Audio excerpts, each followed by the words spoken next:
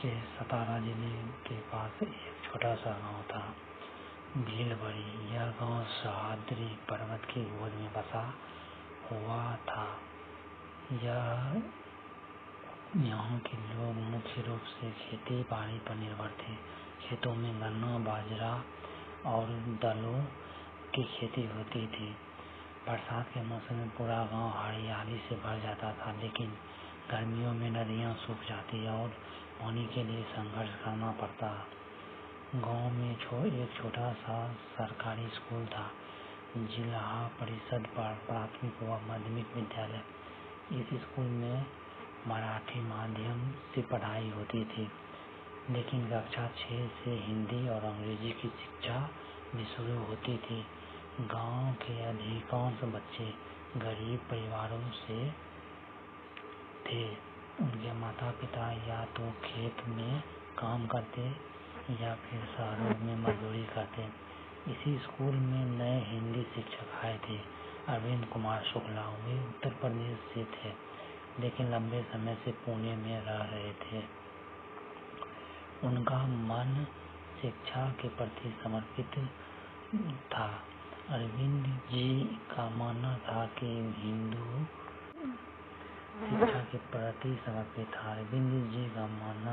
हिंदी केवल भाषा नहीं बल्कि बच्चों के लिए नई दुनिया के द्वारा खेलने का साधन है। जब वे गांव में आए तो उन्होंने देखा कि बच्चों की हालत बहुत खराब थी।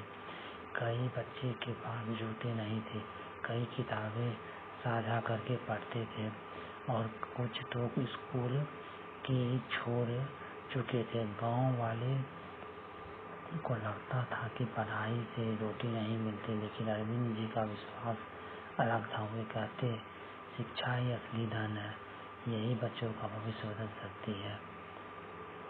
स्कूल के पहले दिन जब अरविंद जी कक्षा में पहुंचे तो बच्चे शोर मचा रहे थे। कई बच्चे हिंदी पढ़ने से डरते थे, क्योंकि उन्हें लगता था कि यह मुश्किल है। मराठी उनका अपना था, लेकिन हिंदी उनके लिए अजनबी था। अरविंद जी ने मुस्कुराते हुए कहा, बच्चों, हिंदी कोई पहाड़ नहीं है, यह तो हमारी दोस्ती की भाषा है। आज से हम खेल खेल में हिंदी सीखेंगे। उन्होंने ब्लैक बोर्ड पर बड़े अक्षरों में लिखा, माँ। फिर पूछा, कौन है जिसके पास माँ नहीं है? पूरा क्लास चुप हो गया। देखा बच्चों, यह शब्द कितना प्यारा है। हिंदी हमें अपने दिल से जोड़ती है।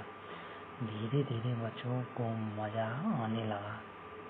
उन्होंने कहानियाँ सुनानी शुरू की, हिंदी गीत गाने लगे और अरविंद जी ने उन्हें कविताएं याद कराई। गांव में सबको अरविंद जी का तरीका पसंद नहीं आया। कई माता पिता कहते, हिंदी पढ़कर हमारे बच्चे क्या करेंगे? नौकरी तो अंग्रेजी वालों को ही मिलती है। अरविंद जी हार नहीं माने। वे गांव-गांव जाकर माता पिता से बात करने लगे। उन्होंने समझाया कि भाषा बच्चों के विचार को विस्तृत करती है। मराठी उनकी मातृभाषा है, लेकिन हिंदी उनके देश भर से जोड़ेगी। एक और बड़ी चुनौती थी गरीबी। कई बच्चे खेतों में काम करते, जिससे उनकी पढ़ाई छूट जाती। अरविंद जी ने स्कूल में रात्रि पाठशाला शुरू की, ताकि जो बच्चे दिन में खेतों में काम करते हुए शाम को पढ़ सके। उन्होंने स्कूल में एक छोटी सी लाइब्रेरी बनाई, जहाँ बच्चों को कहानी की किताबें और पत्रकारिताएं पढ़ने को मिली। एक साल बाद अरविंद जी ने स्कूल में हिंदी सप्ताह मनाने का निर्णय लिया। बच्चे ने नाटक, कविता, पाठ, भाषण और गाने तैयार किए। पूरा गांव पहली बार देख रहा था कि उनके बच्चे मंच पर आत्मविश्वास से हिंदी में बोल रहे हैं।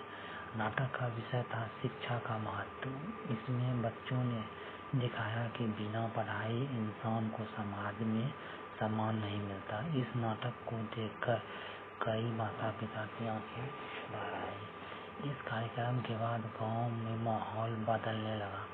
लोग बच्चों को पढ़ाई के लिए प्रोत्साहित करने लगे। स्कूल की इमारत टूटी फूटी थी, लेकिन अब गांव वालों ने मिलकर उसमें सुधार करना शुरू किया।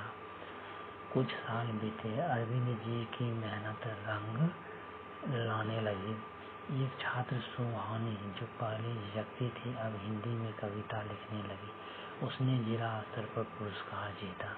एक और छात्र विनय, जिसने बचपन में खेतों में काम किया था, अब अखबार में छोटे लेख छापने लगा। सावित्री, जिसने स्कूल छोड़ दिया था, अरविंद जी के समझाने पर फिर से पढ़ाई शुरू की और अब नर्सिंग की पढ़ाई कर रही है। बच्चों की ये सफलता पूरे गांव के लिए प्रेरणा बन गई। कई साल बाद जब अरविंद जी रिटायर हुए तो गांव से उनके सम्मान में बड़ा कार्यक्रम रखा। बच्चे जो अब बड़े होकर डॉक्टर, इंजीनियर, शिक्षक और लेखक बन चुके थे, सब वापस गांव आए। सभी ने मंच पर आकर कहा, अगर अरविंद सर हमें हिंदी का महत्व न सिखाते तो शायद हम आज यहाँ पहुँच न पाते। अरविंद जी की आंखें से आंसू थे, लेकिन दिल में गर्व था। उन्होंने महसूस किया कि शिक्षा ही सबसे बड़ा धन है। यह कहानी सिर्फ एक शिक्षक और छात्रों की नहीं, बल्कि पूरे समाज की है। महाराष्ट्र जैसे प्रगतिशील राज्य में भी गाँव में शिक्षा की चुनौतियाँ थी, लेकिन समर्पित शिक्षक और उत्साही छात्रों ने मिलकर बदलाव की राह बनाई। हिंदी भाषा यहाँ माध्यम बनी, लोगों को जोड़ने, बच्चों को आत्मविश्वास बनाने और समाज को अलग बढ़ाने की।